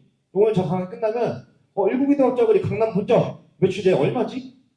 가서 볼 수 있습니다. 물론 한 10%에서 20%의 등락폭은 있지만 얼추 우리가 알 수 있다는 거죠. 그러면 우리가 뭐 어떤 장사를 하기 전에 이 지역에서 내 아이템으로 어느 정도 매출이 나오지? 미리 파악해 볼 수 있겠죠. 그런 걸 우리 파악하고 상권 조사라는 거는 그런 걸 다 알아보고 우리가 장사를 해야 되는 겁니다. 그냥 여기 좋아 보이는데 이 전 재산을 걸고 하는 일에 그렇게 허투루 해서는 힘듭니다. 네. 그리고 안 나와. 예를 들면 오픈홀에서 막아놨어. 안 나와. 잘 안 나와. 그러면 우리가 국밥집으로 가정해볼게요. 뭐 예를 들면 점심시간 끝나고 갔어. 번호도 영수증 다 나오잖아요. 번호 다 있어요. 거기에 객단가 곱해봐봤죠. 뭐 국밥집이야. 한 15,000원에서 2만원 나오겠죠? 곱해봐요. 저녁 한 8시쯤 망합칠 때쯤 가. 얼마야? 점심에 뭐 예를 들면 점심에 50번이었는데 여기 점심시간에 한 75 정도 했겠구나. 저녁 끝나고 갔어. 100번이야. 150에서 200 정도 하는구나. 적어도 그 정도 상대방들은 어떻게 하고 있는지는 파악하고 나서 우리 창업해야 된다. 자, 그리고 뭐 이런 것들을 통해서 이런 유동인구도 볼 수 있는 거고, 이런 것들로도 우리가 권리금, 여기는 좀 이제 지방이니까 뭐 이런 것까지는 굳이 안 해도 돼. 네이버 부동산으로도 충분히 권리금 파악할 수 있고, 가장 중요한 건 뭐죠? 결국 나중에 임장을 가봐야 된다. 부동산 내가 10군데 이상은 가서 다 찔러 봐 놓고, 그러다 보면 무권리에 갑자기 나오는 것들이 막 권리금 5천짜리가 2천에 되고 한다니까요. 나 2천 지금 당장 설 수 있는 사람이라는 것만 인식시켜주면 2천에 돼요. 2,500까지 지역이 들어오겠죠. 오케이. 당일날 가요. 2천밖에 없습니다. 돼요. 왜? 이미 마음 떠났어 그 사람. 심리전이에요 심리전. 이미 마음 떴어요 그 사람. 무조건 팝니다 2천에. 심리전이 권리금은 딴 거 없어요. 나 돈 바로 쓸 수 있어. 자, 그리고 우리 나이스 비즈맨 이렇게 다 나와요. 공짜입니다. 공짜. 무료로 우리가 저 같은 경우는 컴퓨터에 앉아서 상권 조사 하는데 15분이면 끝나요. 여기 어떤 상권인지 안 봐도 돼. 거기 안 가봐도 돼. 상권 조사 얼마나 많이 해봤겠습니까? 물론 마지막에는 인장이 필요하겠죠. 네. 자, 그리고 우리 마지막 영역입니다. 마케팅.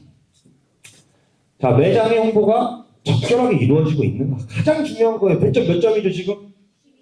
32점. 32점. 32점. 지금 32점입니다. 가장 중요한 영역, 가장. 지금 위에서 말씀드린 맛, 서비스, 상권, 인테리어 다 해놨어도 내 매장을 알리지 못하면 무슨 의미가 있죠? 제가 아까 말씀드렸죠. 흑백 요리사에 나온 셰프들, 흑백 요리사 나오기 전까지 거기는 50% 이상이 폐업 준비하고 있던 사람들이라니까요. 우리나라에서 그렇게 내놓으라는 사람들인데 전부 다. 홍보가 그렇게 중요한 겁니다. 자, 그래서 이런 거 고객이랑 온오프라인 소통, 매장의 스토리, 아까 말씀드렸죠. 제가 앞에 우리 신동기사만 씁니다. 이런 것들. 그리고 재정립, 다시 얼마나 이유. 저희 매장 같은 경우는 재정립, 그러니까 포인트 적립이 7%예요. 7%. 높다고 생각하죠? 사실은 13번, 4번 온 고객한테 한 번 주는 거야. 13번, 4번 먹은 고객한테 한 번 주는 거야. 예를 들면 13,000원짜리 13, 4번 먹으면 13,000 포인트가 쌓여요. 근데 그거 원가 얼마죠? 3,000원, 4,000원? 13, 4번 온 고객한테 3,000원, 4,000원도 못 쓴다? 그런 사람은 장사하지 마라. 내가 줄 줄도 모르고 그럼 기본 마인드도 안 돼 있는데 우리 옛날에 보면은 퍼졌더니 잘 됐어요. 그런 것들이 다 그런 이유인 겁니다. 근데 너무 막 인색하게 하면서 막 고객들이 모르냐는 거죠. 다 알고 있습니다. 그래서 다시 얼마나 이유를 반드시 만들어 놔줘야 된다. 그리고 메뉴판 막 봤는데 막 5,000원 된지도 모르겠고 막 순서가 뒤죽박 이런 것부터 싹 개선을 해놔야 된다. 그리고 이벤트 관련 홍보물, 이벤트, 리뷰 이벤트 요새 중요하잖아요. 네이버 플레이스 다들 알고 계시죠? 리뷰 이벤트 너무 중요한데 어디에 붙여져 있지도 않고 QR 코드도 하나 안 만들어 놓고 리뷰 이벤트를 했었어요? 나 몰랐네. 그리고 막 너무 복잡하게 해놨어. 이걸 참여하려면 이것 먼저 하고 이건 막 복잡하게 해놔요. 손님이 참여합니까? 절대 안 하죠. 저는 리뷰 이벤트를 참여하는 한 명의 가치가 돈으로 따지면 적어도 10,000원은 한다. 10,000원짜리 그 소중한 거를 그렇게 날리면은 안 된다는 거예요. 실제로 제가 컨설팅 했던 매장들 여러 군데 있지만 1년 동안 영수증 리뷰 30개 쌓았던 매장 1년 동안 2,000개 쌓았더니 일매출이 10만 원부터 100만 원 그리고 지금 강남으로 이전해서 하루에 250씩 팔고 있습니다. 그 마인드를 바꿔야 돼요. 그거를. 자, 이거는 이제 오프라인 마케팅인데 제가 얼마 전에 이제 우편이 와가지고 카페에서 왔어요. 카페 보니까 뭐 이렇게 네이버 이렇게 플레이스 해가지고 뭐 오시는 길 이런 거 해놓고 이거 갖고 오시면 아메리카노 한 잔과 뭐 베이커리 50% 할인 쿠폰을 드립니다. 뭐 이렇게 와 있더라고요. 그래서 봤어요. 오픈한 지 한 3, 4개월은 됐더라고요. 근데 집 불과 340m 떨어져 있는 데였는데 있는지도 몰랐어요. 사실은 저는. 근데 그걸 보고 주말에 갔습니다. 주말에 갔어요. 그냥 아메리카노 한 잔 먹고 뭐 치즈케이크나 하나 먹어야지 하고 갔더니 커피 맛도 좋아. 그리고 할인도 받아. 그리고 그날 또 추가 구매를 하면 20% 할인을 해준대요. 심지어 구매한 금액의 7% 적립까지 해준대. 그래서 야 좋다. 그럼 기억나죠? 그리고 거기가 맛이 해결됐다고 하면 아까 우리 위에서 그 모든 것들이 해결됐다고 하면 그 매장에 재방문이 될까요? 안 될까요? 되겠죠. 순서가 있다는 겁니다. 마케팅은 무조건 해서 된다고 하는 게 아니에요. 밑 빠진 독에 물 부으면 뭐합니까? 다 채워놓고 거기서 마케팅이 들어갔을 때 그 효율이 2배, 3배, 4배까지 올라간다. 그래서 이런 방법들을 반드시 활용하셨으면 좋겠다. 혹시 제가 몇 분까지 좀 할 수 있나요? 5분이요? 자, 그러면 이거 어려운 것들은 좀 빼고 자 빼겠습니다. 광고, 플레이스 광고 너무나 중요합니다. 중요해요. 이런 것들 반드시 하셔야 됩니다. 우리가 딱 네이버 하나만 알려드릴게요. 여러 가지 뭐 리워드를 써야 되냐, 블로그를 써야 되냐 막 말이 많지만 지금의 네이버 로직은 딱 육각형 매장을 봅니다. 육각형. 무슨 말이냐? 영수증 리뷰도 많아야 되고 외부에서 내 매장으로 유입을 시켜야 돼. 외부 버전, 당근, 인스타그램 이런 데에서 유입을 시켜줘야 되고 블로그 리뷰도 많아야 되고 체류 시간도 어느 정도 있어줘야 되고 여러 가지 모든 요소들을 다 봅니다. 근데 여기서 우리가 하나 알아야 될 거. 영수증 리뷰는 만점 영역이 있어요. 만점 영역. 어떤 상권마다 다 다른데 그 상권에서는 영수증 리뷰 한 달에 30개만 쌓아도 50개 사준다고 더 좋은 게 아니에요. 무슨 말인지 아시겠죠? 그 상권마다 달라요. 그래서 그런 것들을 다 고려를 해서 육각형 매장을 만들어 놔야 이 플레이스 순위가 점진적으로 우선해난다 라고 이해하시면 됩니다. 자, 이런 식으로 바꿔야겠죠. 이렇게 지금 매장 여기 뭐 컨설팅 해달라고 해서 한번 바꿔줬습니다. 자, 이렇게 있던 매장 어떻게 바꿨죠? 어디 가실 거예요? 둘 중에 똑같은 매장입니다. 어디 가실 거예요? 왼쪽, 오른쪽? 오른쪽. 자, 여기 오시는 길 영역 어떻게 여기에 또 여러 가지 계룡역 8호선, 계룡역 2번 출구 서브 키워드 갖다 넣어야 돼요. 검색에 걸려야 되잖아요. 네이버가 뭐 하는 회사죠? 텍스트를 기반으로 검색 엔진을 하는 회사. 고객이 검색을 했을 때 떠줘야 된단 말이에요. 여러 가지를 검색하겠죠. 자, 정보란 이상하게 송파를 잡고 있어요. 계룡동에 잡게 하고 있는데 너무 큰 키워드. 줄이자. 뭐 여기 보면 회식 여러 가지. 매출 2배 올라요 그냥. 그리고 이런 QN이라는 사이트도 제가 만든 사이트인데 이런 식으로 뭐 대표 키워드도 다 훔쳐볼 수 있습니다. 어디를? 잘 되는 매장을 벤치마킹 해야지 모르겠는데 그렇죠? 이런 찍으시면 시간이 촉박해서 자 영수증 리뷰 무조건 테이블마다 붙여야겠죠? 최대한 간편하게. 자 새로 오픈 매장을 새로 오픈하면 이 새로 오픈이라는 카테고리를 쓸 수 있습니다. 90일 안에 사업자 등록증을 낸 90일 안에만 신청을 하면 돼요. 이때는 뭐다? 모든 버프를 다 준다 네이버에서. 왜? 새로 오픈했으니까 안 올라오니까. 그럼 위에서 얘기한 것들 다 세팅해 놓고 새로 오픈 신청하면 다르죠. 이래서 누가 하냐에 따라서 매장이 달라지는 거예요. 알고 하는 것과 모르고 하는 것. 그리고 이제 이건 리워드에 대한 얘기인데 리워드는 지금은 의미 없으니까 쓰지 마십시오. 근데 쓰더라도 내 매장에 정상적으로 유입되는 양의 3분의 1 정도만 곁들여주는 역할로. 만약에 리워드 막 쏘겠다는 마케팅 회사 있다. 그냥 집에 보내면 됩니다. 혹은 땅 대표 채널 가서 영상 다시 보고 오세요. 하시면 돼요. 자, 인스타, 뭐 당근 너무 쉽습니다. 들어가 보시면 할 줄 알아요. 그냥 순서. 이 웹사이트 걸어놓는 거에 내 네이버 플레이스를 등록해놔야 외부에서 우리가 가지고 오겠죠. 네이버에서 갑자기 어디 당근이나 인스타 이런 공신력 있는 타 플랫폼에서 네이버로 고객을 데리고 왔어요. 네이버가 좋아할까요? 안 좋아할까요?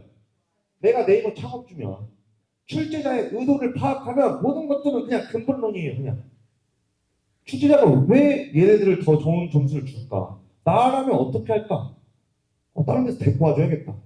그리고 막 거기에 네이버에 막 1분 이상, 2분 이상 막 체류하게 만들어. 좋아하겠죠. 이렇게.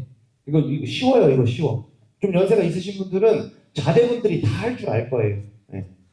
안 어렵습니다. 그리고 카카오톡에 키엔 친구치고 하면은 언제든지 검색량 다 볼 수 있습니다. 검색량도 전부 다 볼 수 있고, 그리고 처음에 우리가 검색량을 잡을 때는 맛집 이런 거 잡는 거 아니에요. 작은 거, 우리 아파트 갈아타기라고 하죠. 작은 거부터 하나씩. 예를 들어 월 검색량 200개, 300개짜리 도장 깨기 하고 여기서 순위 한 3, 4위 먹었어. 그 다음 500개, 1000개 이런 식으로 순차적으로 올라가야 결론적으로는 맛집을 먹는다. 네. 꼭 맛집에 들어가야 매출이 오르는 게 절단입니다. 그 매장에 어울리는 목적 키워드 거기서만 순위를 먹으면 돼요. 딱. 이거 오늘 마케팅 이게 대행사의 그 구조인데 이게 사기꾼들이 많잖아요. 마케팅 대행사가 이런 구조를 가지고 있어요. 막 밑에 대대행사. 이러다 보니까는 막 원가가 다 달라. 똑같은 상품인데 어떤 사람은 이거는 금산에서 지렁이반에서 키운 사과입니다. 똑같은 상품을 이렇게 비싸게 팔아먹고, 심지어는 내가 국내산 사과 10개 달라고 했으면 10개 주면 되는데 갑자기 여기다가 중국산 사과, 베트남 사과 3개씩 섞어서 팔아. 이러니까 마케팅 대행사들이 맨날 욕을 먹는 거예요. 아무튼 더 자세하게 해드리고 싶은데 이렇게 하는 이 어플은 바로 우리 자영업자분들이 쓸 수 있게끔 제가 만들어 놓은 겁니다. 어떤 어플이다? 자, 똑같은 상품 어떻게 팔고 있죠? 5,000원에 팔고 있는 거 원래 1,200원짜리다. 내가 자영업자면 이런 걸로 이용을 해서 내 매장을 컨트롤 해야 된다. 공부해야겠죠? 어디서? 깡대표 채널에서. 자, 최저가 불러고 6만원에 팔고 있죠? 3만원짜리다 원래. 당근 우리 동네 침투 3만원에 팔고 있는데 원래 얼마다? 6,500원이다. 왜 마케팅 대행사한테 돈을 갖다 받쳐주냐 도대체. 원가에 쓰면 된다. 로고 77,000원 그냥 만들면 되죠. 다시 한번 매장 아까 행운지 보셨죠? 찍는 거 얼마였죠? 25만원. 그 정도는 그 정도는 투자해야지 우리가. 요 QR로 한번 해서 가시면 이용하실 수 있습니다. 편하게. 그 광고 상품들은 무료, 평생 무료로 쓸 수 있게 만들어 놨습니다. 어떻게 쓰는지 모르겠다? 그 깡대표 채널을 보시면 됩니다. 그것도 무료입니다. 자, 찍으셨고. 자, 이것도 제가 이제 제 인스타 때 만약에 매장 평가, 금방 제가 말씀드린 그 서류가 그 표가 하나 필요하다. 내 매장을 내가 객관적으로 메타인지 좀 해보고 싶어. 매장 평가라고 보내주시면은 자동으로 발송됩니다. 원가 손익 계산서 없어. 나 원가 내 메뉴 얼마인지 모르겠어. 보내세요. 그냥 무료로 다 보내드립니다. 네이버 플레이스도 잘 모르겠어. 뭐부터 해야 돼? 표 다 보내드릴 테니까 팔로우 하시고 이 밑에 써있는 글씨만 저한테 메시지 보내주시면 자동 발송하게 다 세팅해놨으니까 얻어가셨으면 좋겠습니다. 자, 이제 다 찍으셨죠? 네. 자, 이렇게 장사는 종합예술. 이 모든 영역에서 우리가 18점, 19점 됐으면 다른 거. 그렇게 해서 80점을 넘어야 대박은 모르겠지만 적어도 망하진 않는다. 라는 걸로 오늘 얘기를 마치겠습니다. 네, 감사합니다.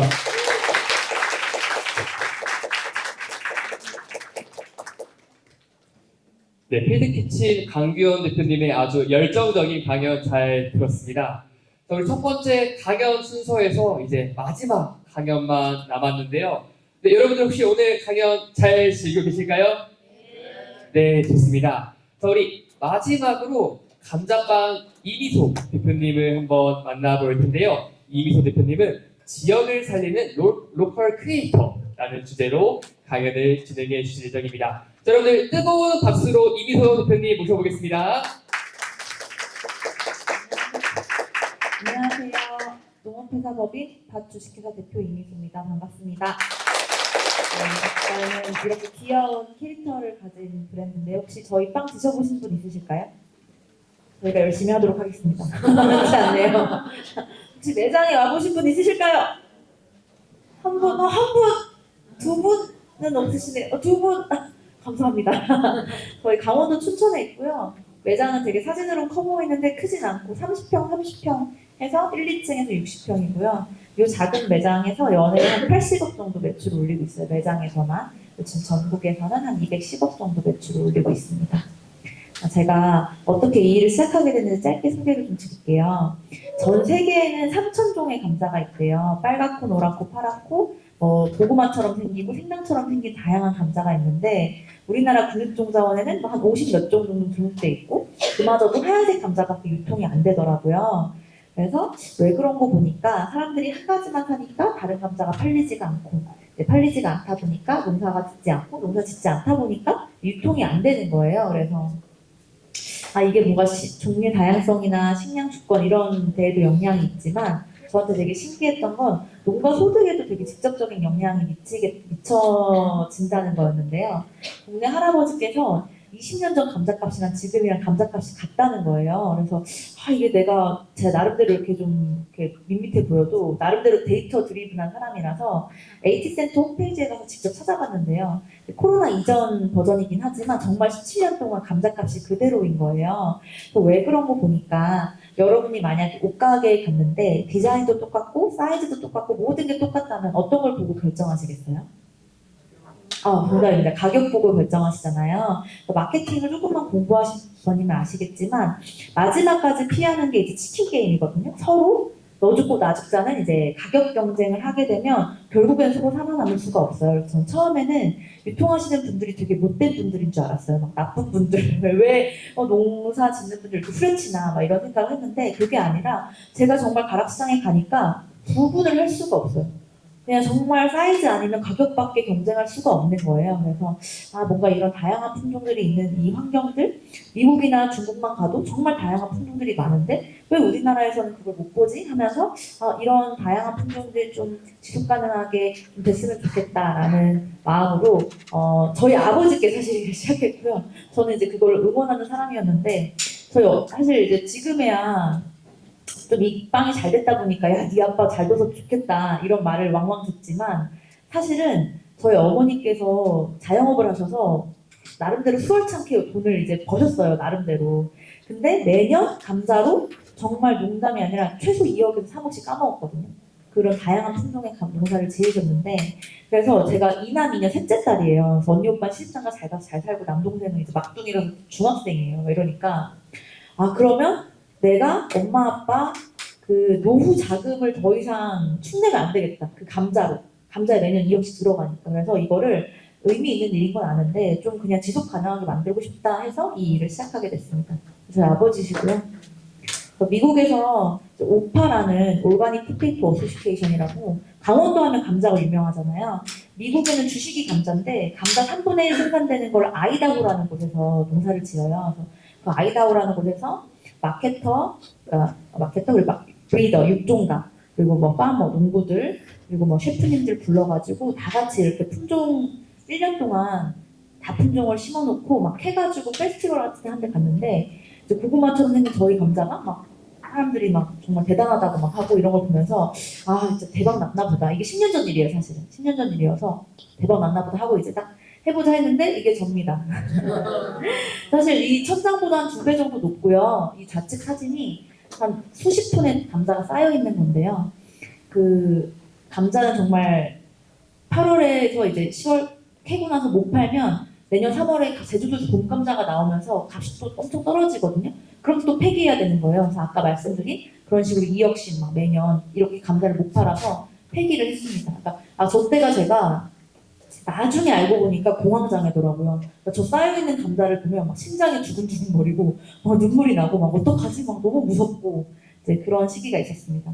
그래서 제가 이렇게 뭔가 임대료 저 처음에 이제 이 일 시작할 때 처음에 춘천에 내려가서 이제 이렇게 나름대로 경영학과 부전공을 했어요. 마지막 수료는 못했습니다. 점수가 안 돼가지고 수료를 못했는데 어쨌든 배우긴 했거든요. 그때 이제 막 계산을 해봤어요. 막 들어가는 인건비 그리고 아까 쌓여있는 그 저온저장고를 냉장을 가동하는데 한 달에 저는 전기세가 그렇게 많이 드는지 몰랐어요. 막 300만, 400만 들더라고요. 그리고 막 인건비도 그게 조금 썩으면 또 골라내야 돼요. 막 그런 것들도 막 여러 가지 비용을 대니까 말 그대로 진짜 그때 눈으로 확인했어요. 1년에 2억이 드는구나. 이렇게 2억을 까먹는구나. 그래서 이제 저는 그 다품종을 좀 이제 지속 가능하게 하고 싶다라고 시작했고요. 그리고 소리 나오나요? 소리 나올 수 있을까요? 그리고 1분 한 50초 정도 되거든요. 영상 잠깐 보고 올게요. 라고 합니다. 보라벨리라는 감자를 가공해서 기능성 가정 간편식을 개발해서 또 판매하고 있고, 또 감자밭을 바라보면서 커피를 한 잔 마실 수 있는 감자 카페를 작게 운영 중이에요. 처음에 28살에 카페 사장은 뭐 만두 판매한다고 하지, 그거 용서 죽지 하니까 그럼 분수저야? 호주에서 2,800만 원을 벌어와서 첫 창업을 시작했고요. 프라이드 펀딩으로 10만 원 성공을 해서 이제 지속적으로 사업을 하고 있습니다. 제가 사업을 시작할 때 저는 저희 아버지가 나 공부하고 다 하는 거죠. 너가 돈을 들고 있는데 힘들면 갈등이 찍기 전에 내려놔.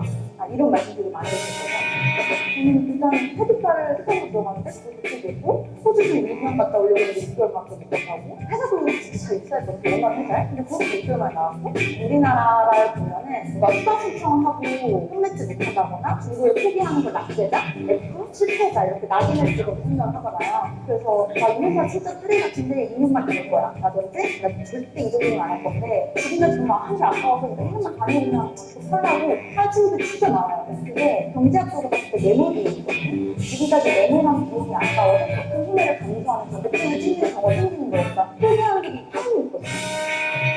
경제학적으로 절대 메모리로 생각하지 말라고 하거든요. 지금 현실한 공부를 그대로 가지고 있는 것보다 좀 더 오를 만한 정보를 다시 투자하는 데 기회를 주는 더 많기 때문이에요. 결국 제가 페디카를 포기하는 중요한 거는 공부에서 창업을 할 수 있었고요. 호주 6개월 만에 갔다 와서 시간을 벌었다는 그런 제 생각에 창업에 도전할 수 있었고, 사실 누구나 다 저만한 분들이 자기의 독을 갖고 있잖아요. 독의 경험이라는 걸 담아야 되는데 그게 가득 차는 사실이 절대 담을 수가 없어요. 따로 한다는 건 소비가 수반되어야지 한 스피드가 할 수 있는 거거든요. 실패나 포기가 되게 과정의 수준이지 그게 결과는 아니기 때문에 그냥 포기나 공부 하차도 사실 괜찮다는 걸 말씀드릴 수 있어요. 뭐가 하시니까 괜찮더라고요.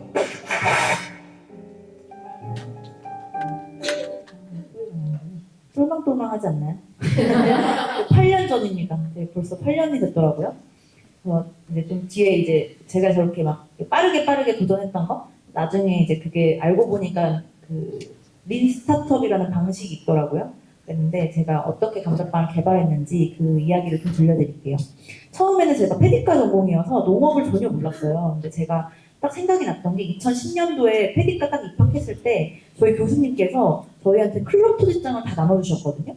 그때 진짜 충격적이었어요. 그때 청담에서 하는 구준엽 씨가 디제잉을 하는 클럽 초대장을 나눠주셔서 너네가 2010년도에 학비 500만 원이나 내고 들어온 거 나름대로 교수님한테 많이 배울 줄 알았겠지만 교수님한테 배우는 것보다 2010년도에 가장 패션에 관심 있는 40명의 유능한 인재들을 모아놓은 게 학교가 한 최고의 그거다. 너가 패션을 가서 진짜 몸으로 느끼면서 배워봐라 이렇게 말씀을 하셔가지고 그게 이게 졸업을 하고 또 춘천에 갔는데 생각이 나는 거예요. 그래서 농업에 관심 있는 사람이랑 한번 모여봐야겠다라고 생각을 했고요. 그때 당시 제가 인스타그램이 없어서 페이스북에서 농민들 분들을 한 200분을 다 그냥 일방적으로 팔로우를 다 걸었어요.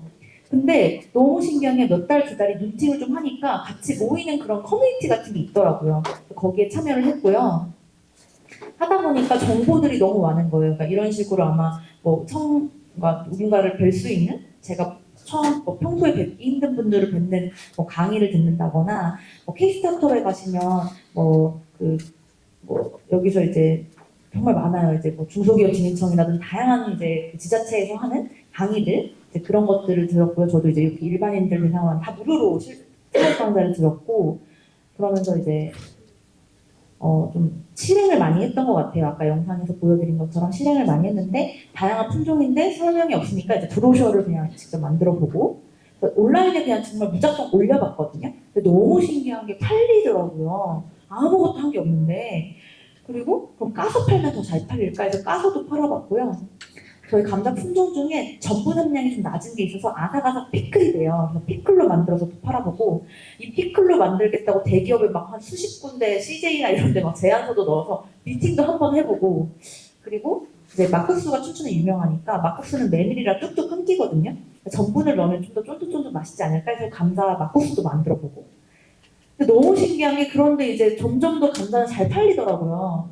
근데 저 더 신기했던 거는 근데도 수익이 하나도 안 남는 거예요. 그래서 정말 놀랐다. 무슨 이게 어떻게 된 일일까? 택배비 내고 박스값 내고 뭐 내 인건비 내고 이게 진짜 돈이 하나도 안 남는 거예요. 그래서 진짜 놀라운데? 이러면서 막 주말에는 막 DDP 같은 데 가서 뭐 문구 장터 같은 것도 나가보고 그때 이제 2016년도에 농업기술 실용화재단이라는 곳에서 마케톤이라는 행사를 했는데 그때 4명의 멘토를 붙여주세요. 아침 9시에 행사를 시작해서 그 다음날 9시까지 24시간 동안 4명의 멘토를 붙여주셨는데요. 뭐 SM 엔터테인먼트나 윤디자인 같은 정말 제가 그때 당시 뵙기 힘든 곳에 마케터, 기획자, 그리고 뭐 디자이너를 붙여가지고 정말 24시간 동안 멘토링을 직접 해주시는 거예요. 그래서 그때 예뻐보라라는 보라색 분말, 감자를 분말로 해서 식품으로 만들어 먹는 걸 하루 만에 다 기획서를, 이 기획서를 다 완성을 했고요. 그때 중소기업진흥청에 3천만 원 지원받아가지고 예뻐보라라는 아이템으로 이제 뭔가 상품을 만들었는데요. 결국 이것도 망했어요. 크라우드 펀딩으로 나름대로 몇천만 원 성공을 했거든요. 근데 그것도 잘 안 됐는데 이유가 그때 나름 수평회로 막 지금의 올리브영 같은 뭐 그런 곳에서 입점 제안을 받았는데 수수료가 얼마인지 아세요, 여러분? 한번 찍어보실래요? 수수료? 10%? 20%? 25%? 50%예요. MD분들 강의 가면 바로 50%예요 이렇게 말씀하거든요. 저 처음에 날 약봐서 그런가? 나 미워해서 그런가? 이렇게 생각을 했는데 아니에요. 기본이 한 50% 정도예요. 그러니까 이제 1+1 행사 같은 게 이제 가능한 거더라고요. 그래서 유통에 내가 너무 몰라서 제가 그때 당시에 입점 제안을 되게 영광스럽게 받았음에도 불구하고 판매하려고 보니까 병당 한 200~300원을 보태줘야 되는 거예요. 그래서 아 이거는 불가능하구나 라는 걸 알았고 제가 지금 발표 시간이 한 10분 정도 지났을 것 같은데 지금까지 얘기했던 과정을 다 1인 기업 혼자 했거든요. 그때 이제 개인 사업자가 혼자 했는데 아 이게 팀이 없으니까 지속 가능하기가 쉽지가 않더라고요. 그러니까 소위 말해서 번아웃이 왔던 것 같아요. 이거 혼자 하면서. 그리고 이제 개발만 하고 판매 방식을 고민하지 못했던 거 이런 다양한 것 때문에 결국은 잘 안 됐고요. 그래서 그 다음에는 어떻게 했냐? 제가 넘기겠습니다. 그 다음에는 다시 실행을 했습니다. 그래서 제가 세보진 않았는데 수백 가지더라고요. 뭐 감자 단팥빵, 감자 단팥빵, 고구마, 감자, 마늘 줄여서 고감마빵, 그다음에 감자 닭갈비 파이, 감자 프레첼, 별의별 빵들을 다 감자를 넣어서 만들기 시작했고요. 그때 제가 알게 된 거는 그때 이제 아까 영상에 말씀드렸던 것처럼 이제 이게 이런 방식들이 있더라고요. 그냥 린 스타트업이라고 MVP 모델을 계속 만들면서 저는 계속 다 판매를 했거든요. 막 어떤 장인처럼 이건 맛없어! 팍! 이렇게 버린 줄 알았어요. 그냥 저는 제 입맛에 이거 괜찮은데 이러면 다 팔아봤거든요. 그렇게 이제 지금의 감자빵을 개발하게 됩니다. 그래서 2021년도에는요 전국을 대상으로 하는 관광 공모전에서 1등상인 대통령상을 수상했습니다. 감사합니다. 네, 지금은 지속 가능한 지역 기업으로 이제 저희가 가려고 하고요. 그래서 개인 사업을 넘어서 이제 그 법인화로 비즈니스 전환을 했고요. 영상 1분인데 잠깐 보고 올게요.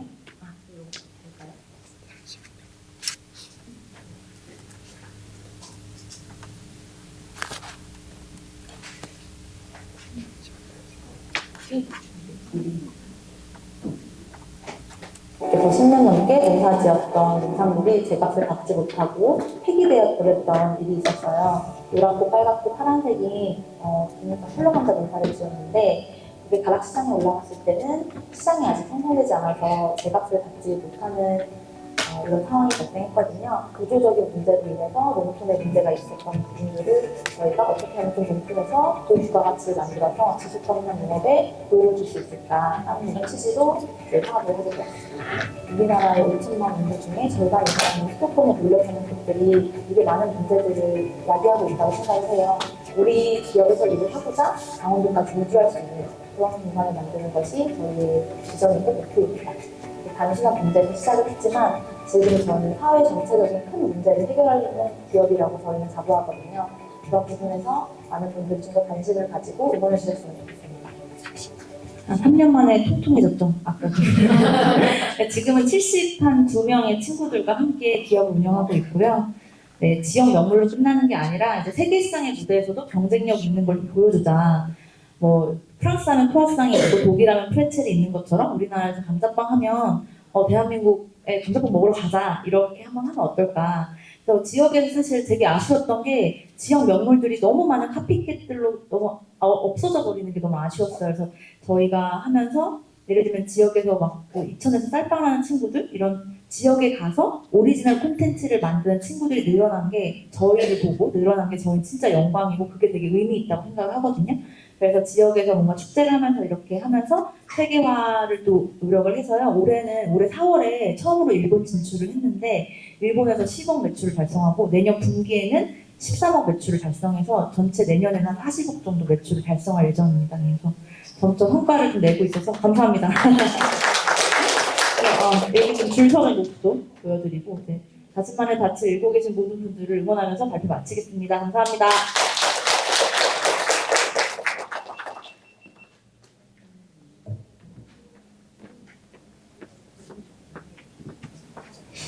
네, 이상 이미소 대표님의 강연까지 모두 들어봤습니다. 자, 여러분들 혹시 강연 들으시면서 좀 궁금증이 생기시거나 나도 좀 이런 걸 해봤으면 좋았을 텐데 이런 생각들 많이 들으셨을까요?